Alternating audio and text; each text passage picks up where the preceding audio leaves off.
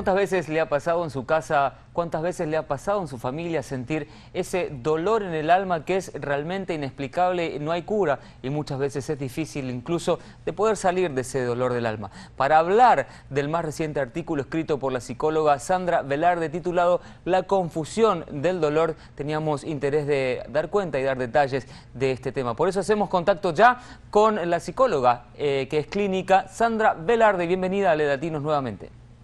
Muchas gracias. Bueno, ¿un dolor psicológico tiene cura o no tiene cura? ¿Cómo es?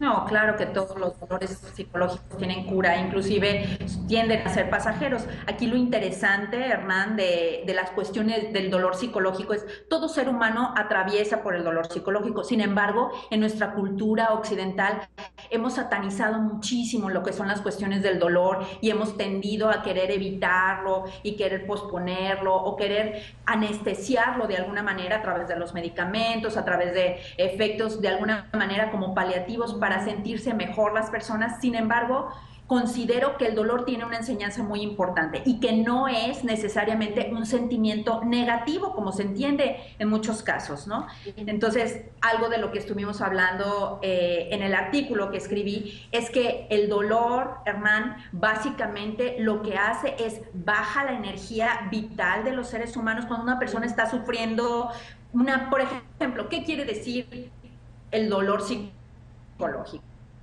¿no? Para que las personas pudieran tener más, es para, por ejemplo, una pérdida emocional de tipo físico o emocional, conflictos de pareja, conflictos relacionados con una toma de decisión, con el trabajo, con una enfermedad, y tiene que ver mucho con la baja energética, decía yo, ¿no? Cuando una persona baja su energía, la persona considera que esa es una emoción negativa. No es negativa, lo que pasa es no tiene la fuerza ni la energía para poder hacer las cosas que normalmente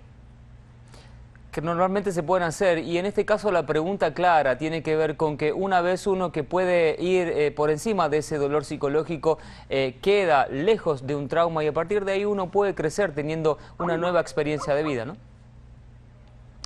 Enseguida vamos a estar haciendo contacto nuevamente con la licenciada Sandra Velarde para dar más cuenta acerca de y dar más detalles acerca de cómo salir de estos conflictos que por un lado fueron traumas psicológicos que a partir de distintas cuestiones uno lo pudo llevar.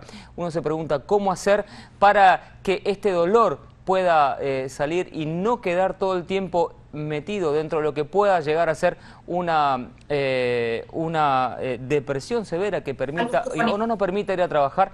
Y ahí estamos contando la confusión del dolor, ¿no? El dolor humano es uno de los estados más conflictivos para lidiar y las personas que se encuentran alrededor de una persona con dolor sienten impotencia para ayudar. Ahí retornamos enseguida entonces el contacto con Sandra Velarde para dar más especificaciones de este tema.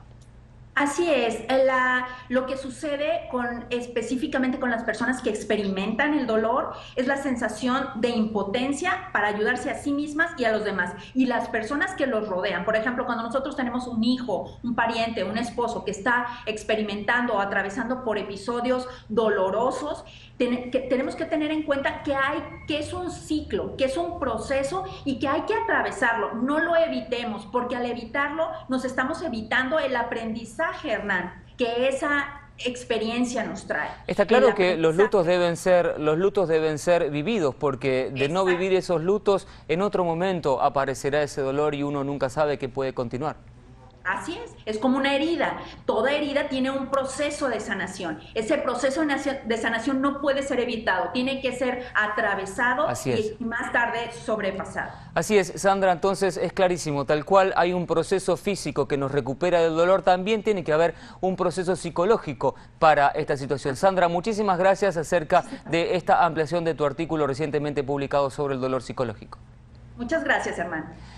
Así las cosas, vamos ahora a continuar con Gaby Romero, quien tiene más información. El dolor psicológico, interesante tema. Usted recuerde que la ampliación de este y muchos otros temas la encuentra en delatinos.com. Según una encuesta, las mujeres hispanas tienen una opinión favorable sobre las emociones económicas y todo lo que tiene que ver con la economía. Si quiere saber más de este tema, visite delatinos.com. Ya volvemos con más.